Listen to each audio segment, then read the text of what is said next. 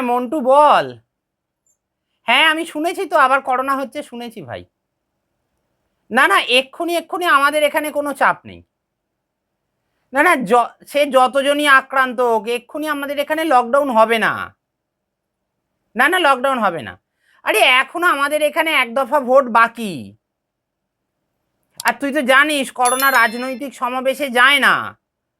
আরে করোনা তো শুধুমাত্র স্কুল কলেজে যায়, তাও সেটা কিন্তু ট্রেনে চেপে যায়, বাসে চাপে না। হ্যাঁ, এর তো নানা রকম নিয়ম আছে জানিস। আরে না না, 4 তারিখ মিডলেই যে লকডাউন হবে এটা বাজে কথা। কেন কি, তুই শোন দেখ, যে ফুলি জিতুক না কেন তারা তো বিজয় মিছিল বের করবে। হ্যাঁ, সেখানে তো হাজার হাজার লোক হাঁটবে নাকি। আরে ততক্ষণ করোনা থাকবে সুপ্ত, তারপরে হবে মুক্ত, আর তারপরে আমরা হব বদ্ধ। না, এবারে কিন্তু বিশেষ বেশি দিন লাগবে না। না, ভ্যাকসিন রেডি আছে। হ্যাঁ হ্যাঁ, ভ্যাকসিন দিলেই, আর যাই হোক ভাই ভ্যাকসিন দিলেই নিয়ে নিতে হবে কিন্তু।